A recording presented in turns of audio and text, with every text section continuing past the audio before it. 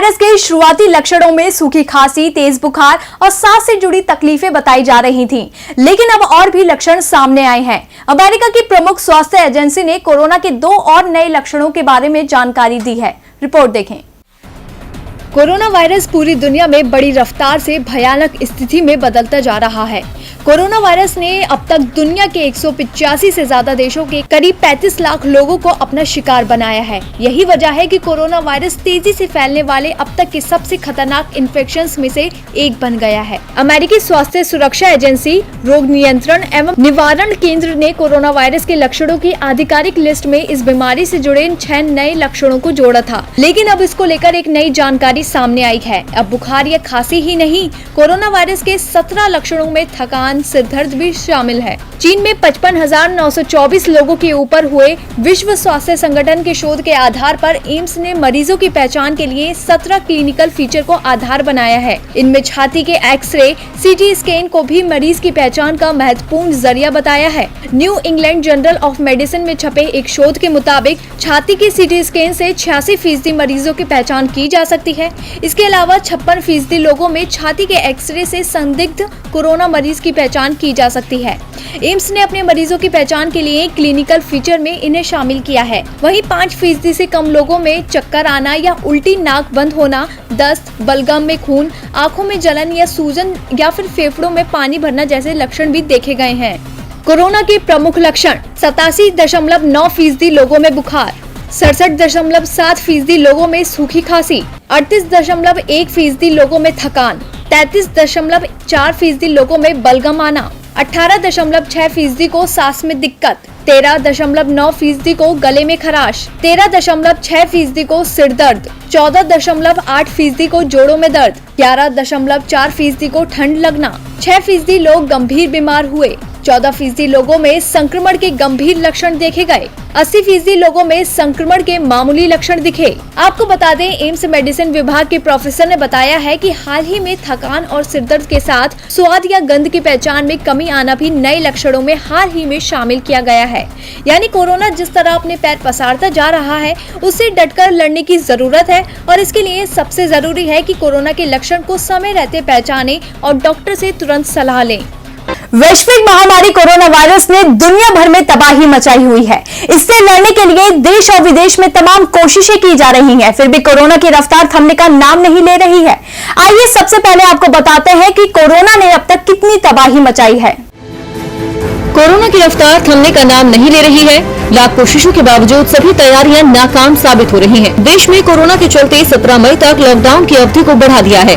भारत में कोरोना के ताजा आंकड़ों पर नजर डालें तो भारत में 37,336 कोरोना संक्रमित हैं। वहीं अब तक 1218 लोगों की मौत हो चुकी है। 24 घंटे में बढ़े 2,293 नए मामले और 9,915 मरीज इलाज के बाद ठीक हो चुके हैं। देश भर में लॉकडाउन 17 मई तक लागू हो गया है। रिकवरी रेट पर ध्यान दें तो 26.64% है। स्वास्थ्य मंत्रालय के मुताबिक देश में कोरोना वायरस से संक्रमित मरीजों की संख्या पिछले 24 घंटे में सबसे तेजी से बढ़ी है। इस बीच राजधानी दिल्ली में कोरोना के केस तेजी से बढ़ते हुए 3,738 हो गए हैं।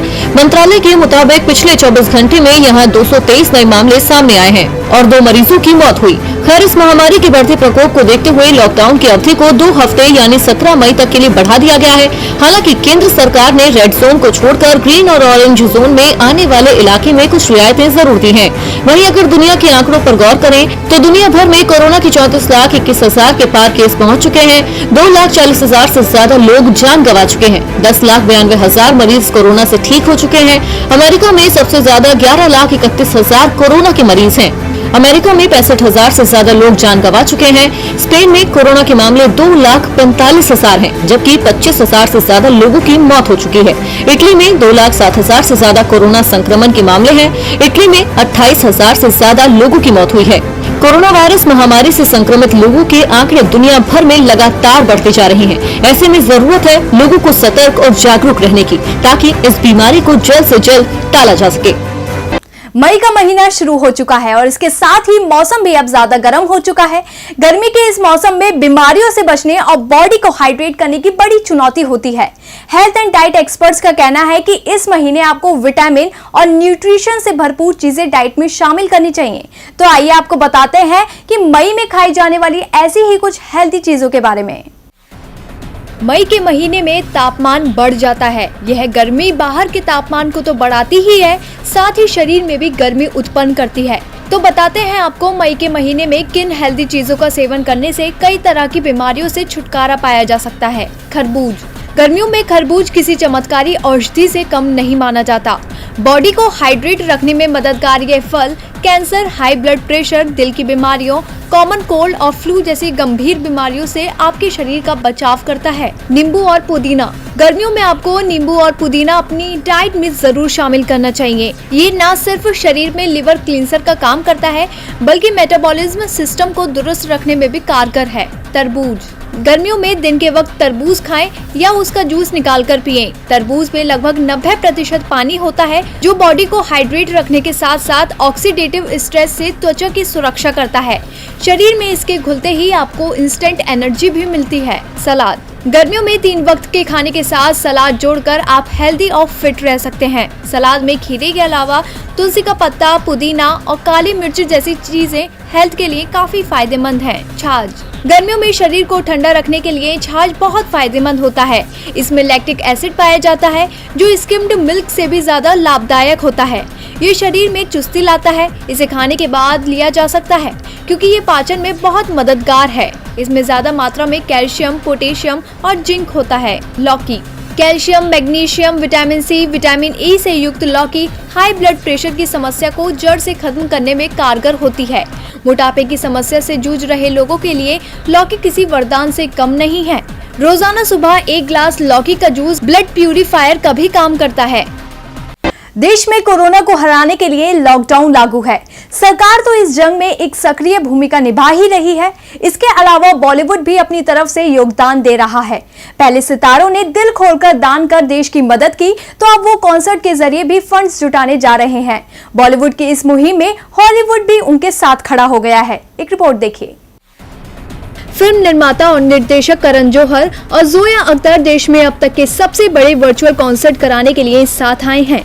इस कॉन्सर्ट का मकसद कोरोना पीड़ितों के लिए फंड जुटाना और घरों में बैठे लोगों को एंटरटेन करना है। करण जौहर ने बताया कि कॉन्सर्ट का नाम आई फॉर इंडिया रखा गया है और इसमें देश और विदेश के 85 से ज्यादा सेलिब्रिटी शामिल होंगे। ये कॉन्सर्ट 3 मई को शाम 7:30 बजे फेसबुक पर लाइव होगा। इस कॉन्सर्ट के बारे में माधुरी दीक्षित ने भी सोशल मीडिया पर जानकारी दी। माधुरी ने ट्वीट कर लिखा, हमारी मदद करने के लिए आ गया है #I4India कॉन्सर्ट। 3 मई को रात 7:30 बजे कॉन्सर्ट में जुटाए गए फंड सीधे गिव इंडिया द्वारा बनाए गए इंडिया कोविड रेस्पॉन्स फंड में दिए जाएंगे। दरअसल गिव इंडिया 20 साल पुराना एक डोनेशन प्लेटफॉर्म है, जिसके फाउंडर वेंकट कृष्णन हैं। करण ने माधुरी के ट्वीट को रीट्वीट कर लोगों से डोनेट करने की भी अपील की। आपको बता दें, इस इवेंट को बड़े स्केल पर ऑर्गेनाइज किया जा रहा है। कॉन्सर्ट में एक तरफ बॉलीवुड से प्रियंका चोपड़ा, कैटरीना कैफ, करण जौहर, फरहान अख्तर, ऋतिक रोशन, अक्षय कुमार जैसे सितारे नजर आएंगे, तो वहीं हॉलीवुड के भी दिग्गज दर्शकों का मनोरंजन करेंगे।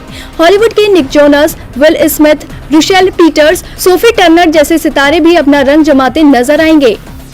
कोरोना वायरस के खिलाफ जंग में कई दवाओं के परीक्षण किए जा रहे हैं, जिससे कोरोना का इलाज हो सके। इस कड़ी में एंटीवायरल दवा रेमडेसिविर काफी अहम हो गई है। इस दवा की क्लिनिकल ट्रायल के तीसरे फेज में सकारात्मक परिणाम आने के बाद अमेरिका समेत दुनिया की निगाहें अब इस दवा पर टिक गई हैं। रिपोर्ट देखिए। जी हाँ, रेमडेसिविर दवा पर कई देशों का भरोसा बढ़ा है और इसकी वजह है इसका 3 क्लिनिकल ट्रायल में पास होना। अमेरिका ने कोरोना से पैदा हुई आपातकालीन स्थिति में रेमडेसिविर दवा का उपयोग करने की स्वीकृति दे दी है। वहीं जापान ने भी रेमडेसिविर के लिए एक अप्रूवल शुरू कर दिया है। अब तक अमेरिकी राष्ट्रपति डोनाल्ड ट्रंप कोरोना संक्रमण के इलाज के लिए मलेरिया की दवा हाइड्रोक्सीक्लोरोक्विन के सबसे असरदार होने का दावा कर रहे थे। रेमडेसिविर दवा से जुड़ी जरूरी बातें। अमेरिका की फार्मास्यूटिकल कंपनी ने बनाई है दवा। गिलियड साइंस इबोला वायरस के उपचार के लिए बनाई गई थी दवा। रेमडेसिविर दवा का ट्रायल कोरोना मरीजों पर हुआ। ट्रायल में करीब 50% मरीजों की हालत सुधरी। औसतन 11 दिन में ठीक हो रहे हैं कोरोना के मरीज। आपको बता दें, इबोला वायरस के खिलाफ सबसे पहले टेस्ट किए गए इस एंटीवायरल दवा को एक्सपर्ट पॉजिटिव तरीके से देख रहे हैं। इस साल फरवरी में US national institute of allergy and infection disease ने ये घोषणा की थी कि दवा को कोविड-19 के खिलाफ जांच के लिए टेस्ट किया जा रहा है। इस दवा ने सार्स और मर्स जैसे वायरस के खिलाफ एनिमल टेस्टिंग में बेहतर परिणाम दिए थे। भले ही इससे फायदा हो रहा हो, लेकिन इससे होने वाले साइड इफेक्ट्स पर भी रिसर्च की जरूरत है। इससे पहले जॉन हॉपकिंस यूनिवर्सिटी के मुताबिक गंभीर रूप से बीमार लोगों के लिए इसका इस्तेमाल काफी फायदेमंद साबित हो रहा है। हालांकि इस दवा का पहले चीन में गंभीर रूप से बीमार मरीजों पर इस्तेमाल हुआ था, जिसका कोई प्रभाव नहीं पड़ा। अब इसका नया ट्रायल अमेरिका की national institute of allergy and infection disease यानी NIAID की तरफ से किया गया है। वहीं जापान में इसके इस्तेमाल की इजाजत में 1 सप्ताह का वक्त लग सकता है। जापान ने यह कदम अमेरिकी नियामकों द्वारा कोविड-19 रोगियों में आपातकालीन उपयोग के लिए दवा को मंजूरी देने के बाद उठाया है। अगर इसे उपयोग के लिए मंजूरी दे दी जाती है तो रेमडेसिविर जापान में उपलब्ध पहली कोविड-19 उपचार दवा होगी। कोरोना वायरस को लेकर चीन और अमेरिका के बीच तनातनी चल रही है। साथ ही अमेरिका WHO यानी विश्व स्वास्थ्य संगठन पर चीन का पक्ष लेने का आरोप भी लगाता रहा है। अब WHO का एक और ऐसा बयान सामने आया है जो अमेरिकी राष्ट्रपति को गुस्सा दिला सकता है। खैर, क्या कुछ कहना है WHO का, इस रिपोर्ट में देखिए। एक छोटे से वायरस ने पूरी दुनिया को घुटनों पर ला दिया है। अमेरिका हमेशा से इस वायरस के लिए चीन को जिम्मेदार मानता रहा है। अमेरिकी राष्ट्रपति डोनाल्ड ट्रंप कोरोना को चीनी वायरस कहते हैं, जिस पर चीन ने एतराज भी जताया। अमेरिका ने चीन पर अतिरिक्त टैक्स लगाने की बात भी कही। इन सब के बीच अमेरिका को लगता है कि विश्व स्वास्थ्य संगठन यानी WHO कोरोना वायरस को लेकर चीन का बचाव कर रहा है। इसी वजह से अमेरिका ने WHO की फंडिंग रोक दी थी। आपको बता दें कि अमेरिका WHO को 400 से 500 मिलियन डॉलर फंड देता है, जबकि चीन सिर्फ 40 मिलियन डॉलर। लेकिन ट्रंप को यही लगता है कि अमेरिका से फंडिंग लेने के बावजूद WHO चीन का पक्ष ले रहा है। दरअसल कोविड-19 को लेकर अमेरिकी राष्ट्रपति डोनाल्ड ट्रंप का दावा है कि चीन के वुहान की लैब से ही कोरोना वायरस आया है, लेकिन WHO का ताज़ा बयान डोनाल्ड ट्रंप के बयान से इत्तेफाक नहीं रखता। WHO के डॉक्टर्स का मानना है कि कोरोना वायरस प्राकृतिक रूप से पैदा हुआ है, न कि चीनी लैब से। कोरोना को प्रयोगशाला में बनाए जाने के सिद्धांतों को WHO ने सिरे से खारिज कर दिया है। WHO अब कोरोना वायरस के स्रोत का पता लगाने की कोशिश कर रहा है। WHO के डॉक्टर रेयान की माने तो वुहान में वायरस के मूल के बारे में हमने बार बार कई वैज्ञानिकों की राय सुनी है, जिन्होंने इस वायरस और संक्रमण फैलने के क्रम का अध्ययन किया है। हम पूरी तरह आश्वस्त हैं कि ये वायरस प्राकृतिक है। इस वायरस के प्राकृतिक आश्रय का पता लगाना महत्वपूर्ण है ताकि हम वायरस को और बेहतर समझ सकें। हम ये समझ सकें कि उस जीव के संपर्क में इंसान कैसे आया और इस क्रम में वायरस से इंसान किस प्रकार संक्रमित हो गया। इतना ही नहीं, WHO ने चीन में कोरोना वायरस का प्रकोप खत्म होने पर चीन की तारीफ की है। यकीनन WHO की ये बातें अमेरिकी राष्ट्रपति डोनाल्ड ट्रंप को नागवार गुजर रही होंगी। दरअसल अमेरिका को शुरू से ही कोरोना वायरस की उत्पत्ति के लिए चीन पर शक था। अब WHO के ताज़ा बयान के बाद अमेरिकी राष्ट्रपति क्या कदम उठाते हैं, ये देखने वाली बात होगी। कोरोना के मरीजों की संख्या जिस तरह तेजी के साथ बढ़ती जा रही है, वैसे ही इससे जान बचाने के उपायों पर काम किया जा रहा है। लेकिन जब से कोशिशें ही जानलेवा बन जाएं, तो फिर क्या? जी हां, अपनी इस रिपोर्ट में आपको बताएंगे कि बीमारी से लड़ने में प्रतिरक्षा प्रणाली की मात्रा अगर ज्यादा हो जाए तो वो कैसे जानलेवा हो सकती है। इस रिपोर्ट में देखिए इस विषय पर की गई स्टडी। जैसे ही शरीर में कोरोना वायरस संक्रमण बढ़ता है, वायरस की संक्रमित कोशिकाओं की मात्रा बहुत अधिक नहीं होती है, लेकिन कुछ लोगों में प्रतिरक्षा प्रणाली अधिक मात्रा में चली जाती है, जिससे वो बड़ी मात्रा में छोटे प्रोटीन साइटोकाइन को भेजती है, जो इन्फ्लेमेशन को पैदा करता है।